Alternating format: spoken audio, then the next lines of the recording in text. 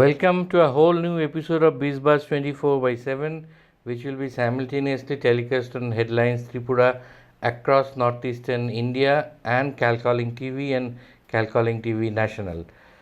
Today we have a very special guest with us to talk about a very important topic. We all have utilities for that. It's insurance. As we all know, it's going to be a language neutral discussion so that each one of you can understand. বিমা আমরা সকলেই জানি, আপনারাও সকলেই জানেন বিমা কতটা গুরুত্বপূর্ণ আমাদের জীবনে, তাও আমরা জানি।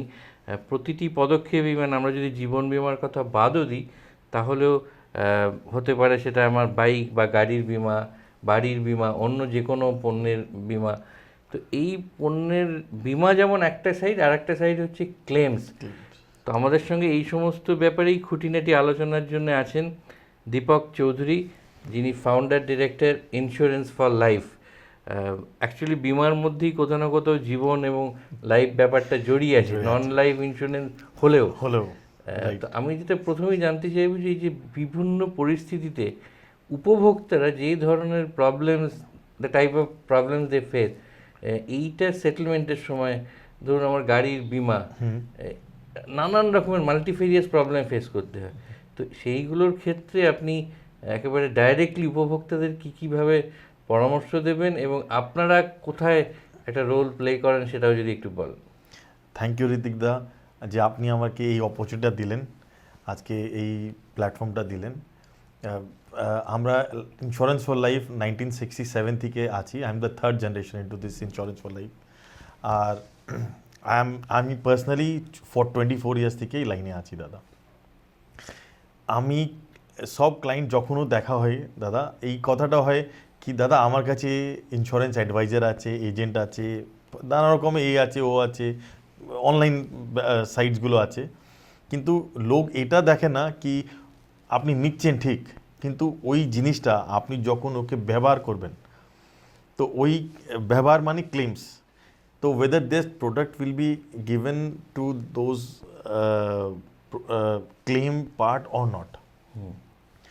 তো এই বিষয়টা দাদা আমি আপনাকে ইলাবোরেটে বলবো, বিকজ মোটর এখন দাদা জেনারেল ইন্স্যুরেন্সে motor, health, travel, fire, burglary, তারপরে লাইবিলিটি, থার্ড লাইবিলিটি, অনেকগুলো সাবসেকশনস অনেকগুলো আছে।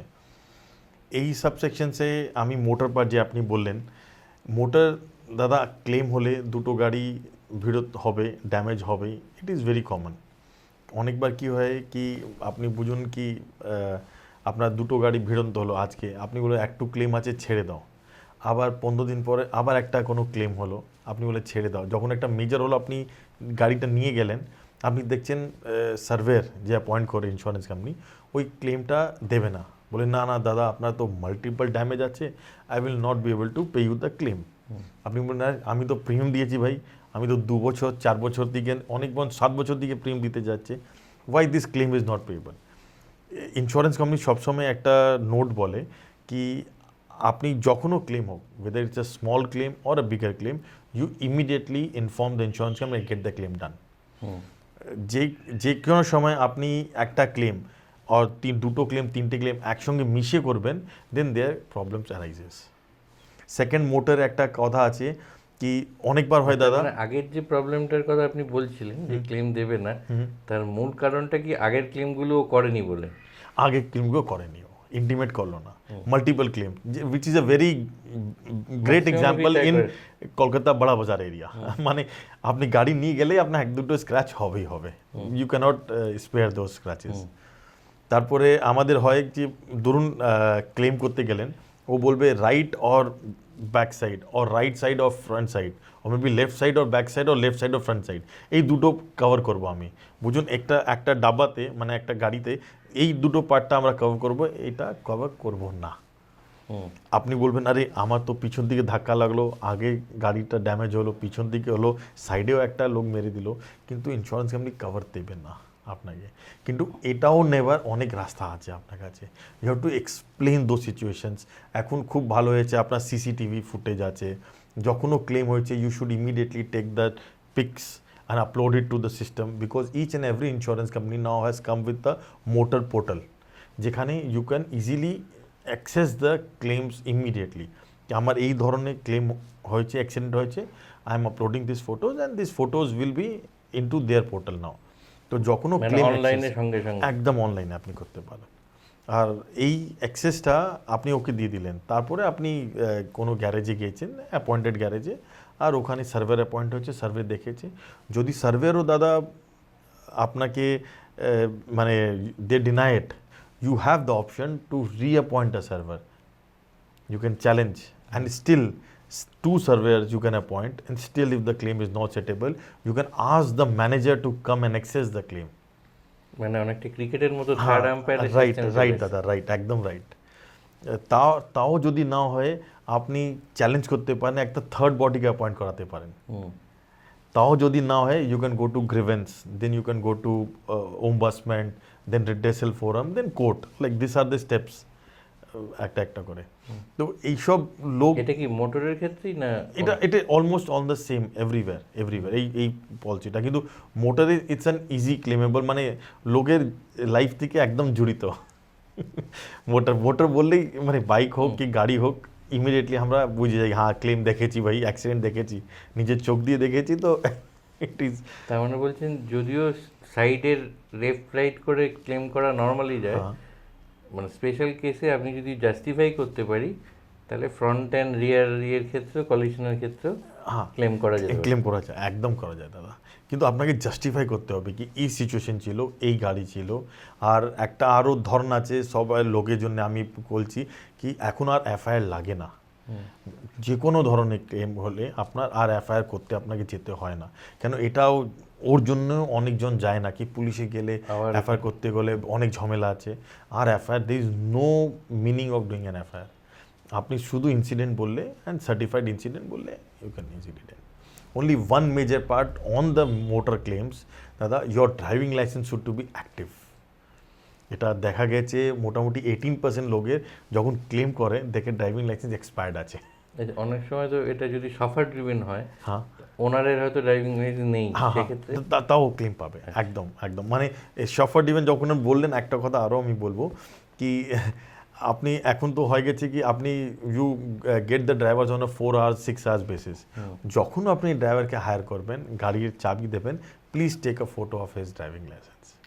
মানে এজেন্সি থেকে যখন আসছেন, যদি ওর he don't have an active driving licence or maybe learning driving licence, ওই ধরনের আপনি ক্লেম পাবেন না, যে কোনো রাস্তাতে আপনি ক্লেম পাবেন না, because those people's are not liable to drive the car on the roads.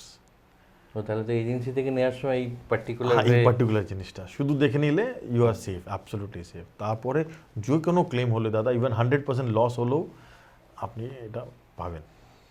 আর একটা সাধারণ লোকের খুব ধারণা থাকে যে ওই আমার হয়তো যত গ্যারেজে খরচা হচ্ছে সেটাকে একটা ওই ইনফ্লেট করে, যাতে আমি, কারণ টোটাল ক্লেমটা তো আমি পাচ্ছি না, অতএব ক্লেমটাকে বা খরচাটাকে বাড়িয়ে ইনফ্লেট করে আর কি আমার এটা তুলে। দাদা আর এখন হয় না, দেখুন হতো নিশ্চয়ই, I will not say it, still it is possible, but এই ফোরামে আমি এই সব বাজে ধর্নাটা বলবো না দাদা। আপনাকে এটাই বলবো কি দাদা, এখন everything is on your mobile, আপনি এমআরপি দেখতে পারবেন, ডিসকাউন্ট দেখতে পারবেন। তো ইন্স্যুরেন্স কোম্পানিটাও জানে কি এই পার্টস, এই জিনিসটা, এই অ্যাক্সিডেন্টে what is the maximum claim can arise. তো ওই ম্যাক্সিমাম ক্লেমটাই আপনাকে দিতে পারবে, তার থেকে বেশি দিতে পারবে না। বিমার ব্যাপারটা একদিক থেকে দেখতে গেলে অদ্ভুত, কারণ বিমা কোম্পানি চাইবে যত কম দেওয়া যায়, আর কনজিউমারের দিক থেকে দেখতে গেলে সে যতটা বার করতে পারে।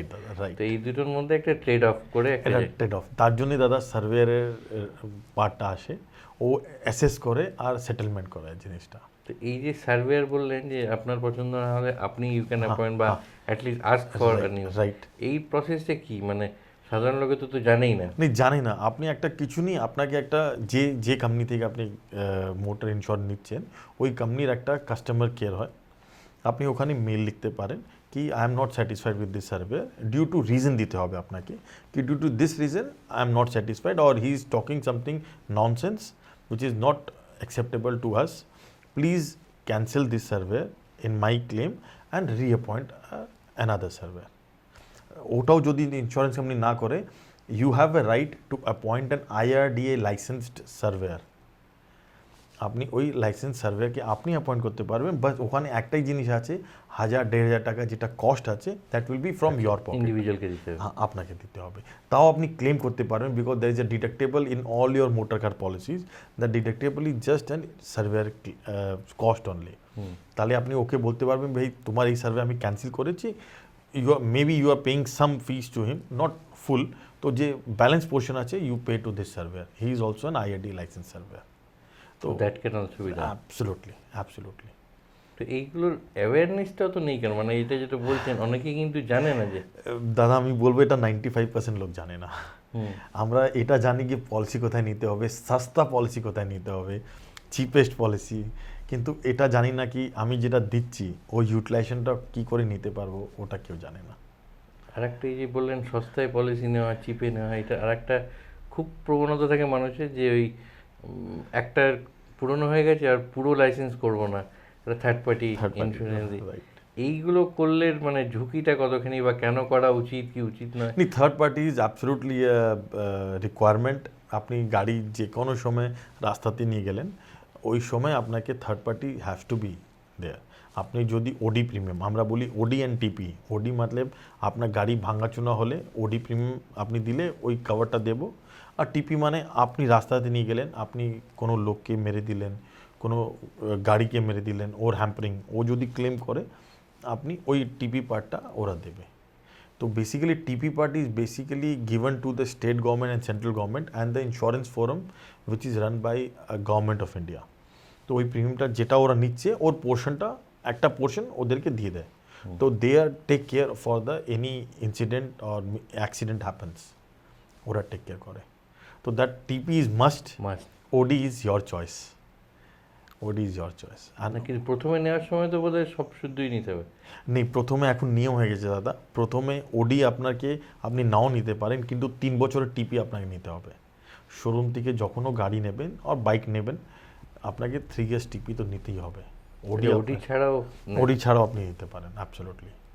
আপনার মানে এটা মিথ আছে কি আমার 50,000 টাকা প্রিমিয়াম লেগে গেল, আপনার যদি বাজেট কম থাকে আপনি 12,000, 15,000, ওডি 6,000 টাকা ওডি আছে, ডিপেন্ডস অন সিসি ভ্যালু, গাড়ি আর বাইকের সিসি ভ্যালু কী আছে ওর অনুযায়ী ওডি ডিফাইন করা আছে, ও ওডি প্রিমিয়ামটা আপনি করতে পারেন। যে প্রিমিয়াম রিনিউয়ালের সময় দেখা যায় যে এক একটা ইন্স্যুরেন্স কোম্পানি এক এক রকম রেট দিচ্ছে, মানে আমি আমার নিজের ব্যক্তিগত গাড়ির ক্ষেত্রে দেখেছি, ওই অনলাইনে গিয়ে দেখলাম মানে এক একটা কোম্পানি মানে অ্যাবনর্মালি লো একটা রেট দিচ্ছে, তাতে নাকি রিনিউ করবো না।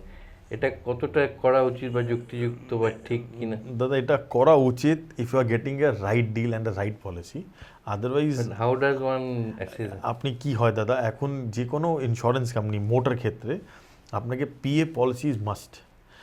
গভর্নমেন্ট অফ ইন্ডিয়ায় বলেছে কি personal accidental for 15 lakh rupees must for any, whether it's a truck, a personal car, or maybe a taxi policy, or maybe a bike policy, 15 lakh টাকা আপনাকে সাম অ্যাসিওর্ডের একটা পিএ পলিসি নিতেই হবে।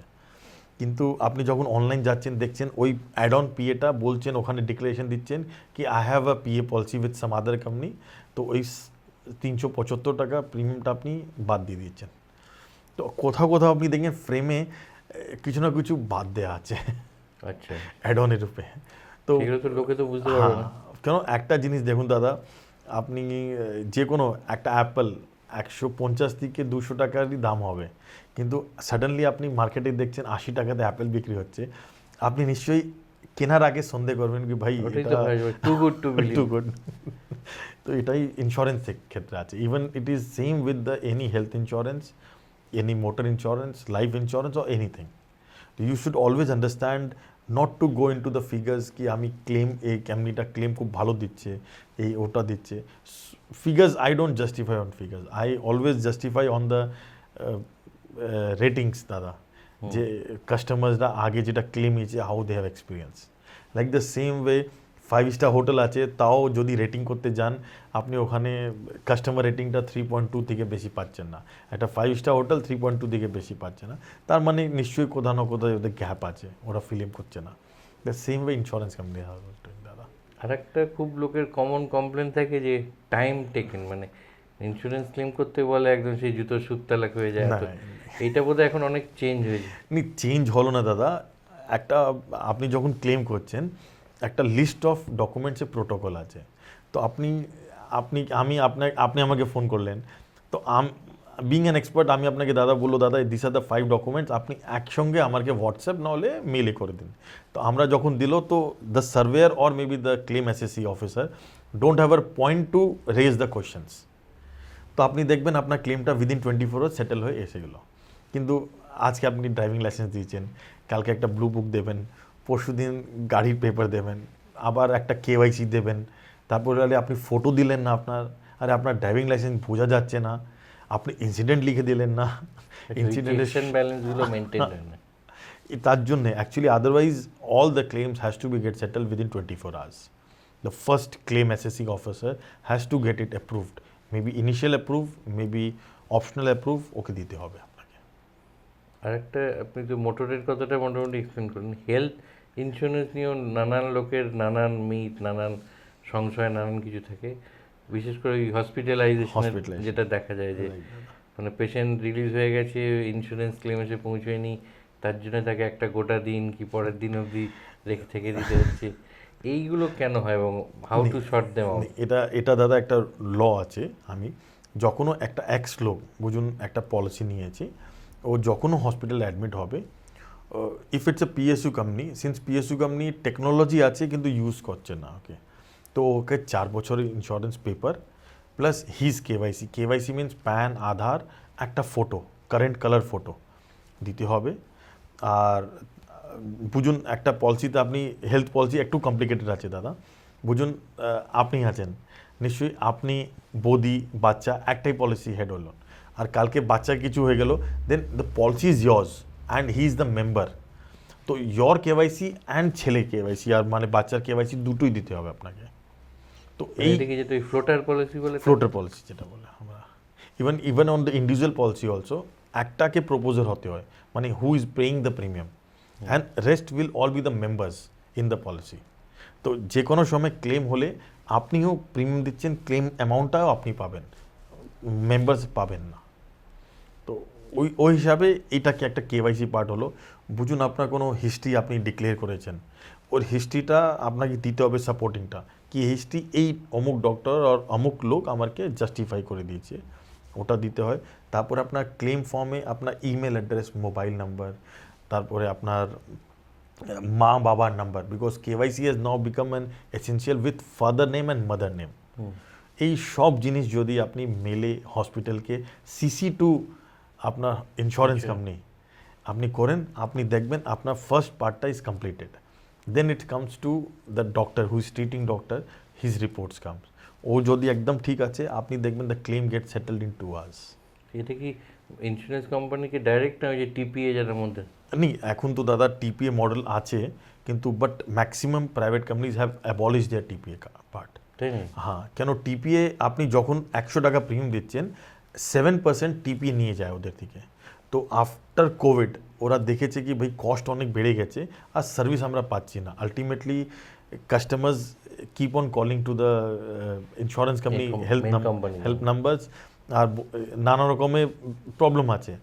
they have abolished, maximum companies have abolished, only PSU company and GMC, that is group medical policy, যেখানে আপনার কর্পোরেটগুলো নেই, ওখানে এখনও টিপি আছে, ম্যাক্সিমাম জায়গায় সরে গেছে।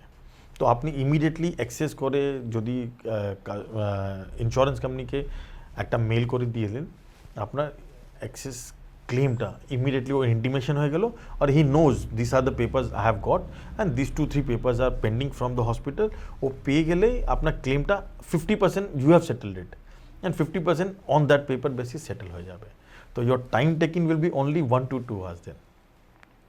আর একটা লোকের খুব ইয়ে থেকে, again common question, is cashless truly cashless? মানে যারা ক্যাশলেস ফেসিলিটি করতে যায় তাদের ওই প্রথমে বলে এখন দিয়ে যান, তারপর যখন আসবে তখন অ্যাডজাস্টেড হবে, এই নাম নিয়েও একটা লোকের মনে সংশয়। দাদা cashless in an absolute cashless, কিন্তু 3টে পার্ট আছে ওর মধ্যে।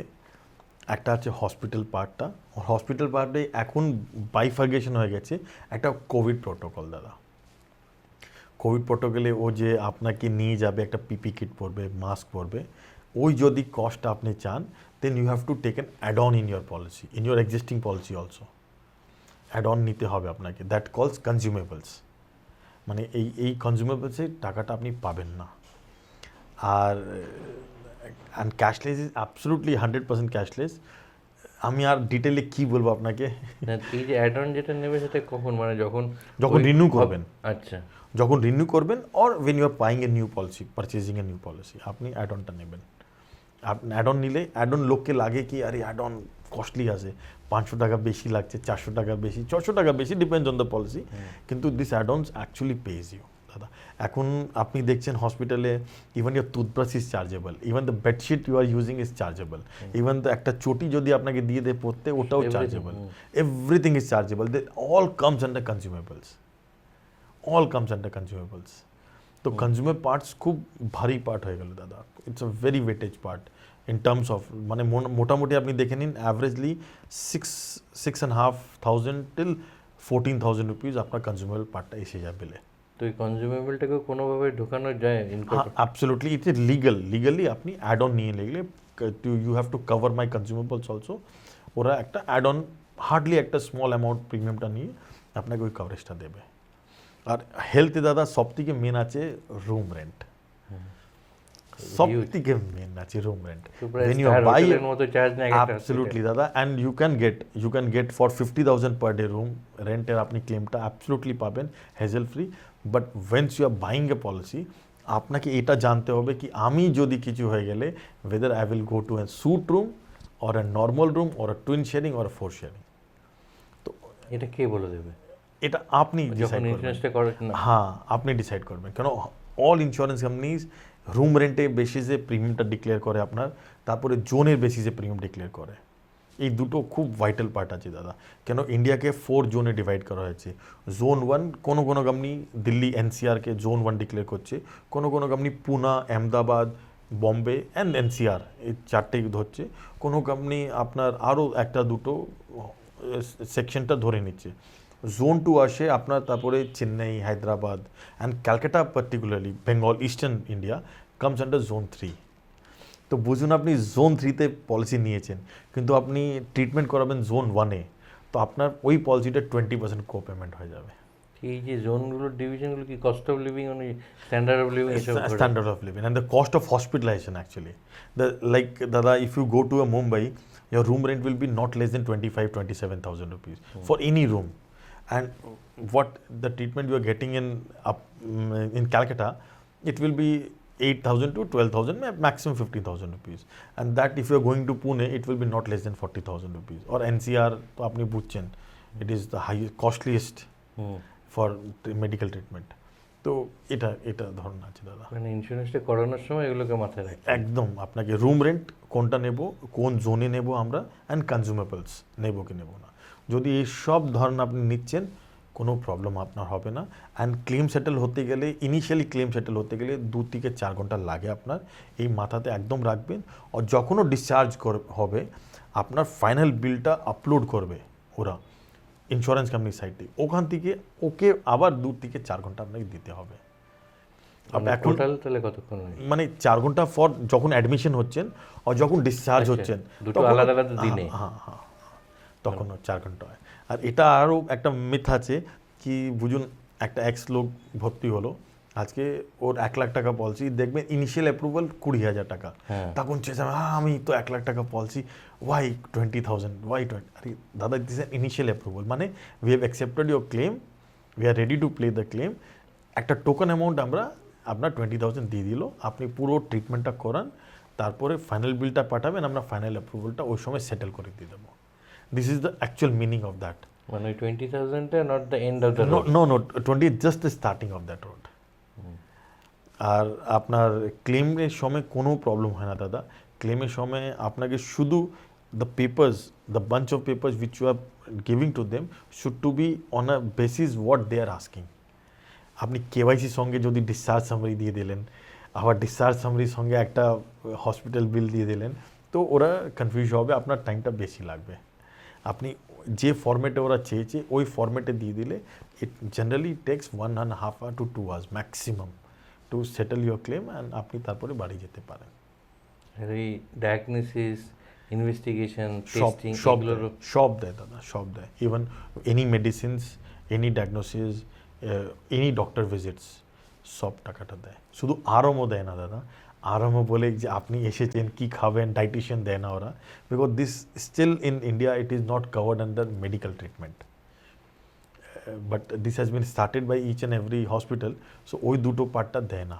এখনও মেডিকেল অ্যাসোসিয়েশনে কথাবার্তা চলছে, বিকজ আফটার কোভিড অনেকগুলো চেঞ্জ হয়েছে, there is a drastic change in an health industry. তো those changes will come, it is a central government protocol, তো আমিও বেশি বলতে পারবো না।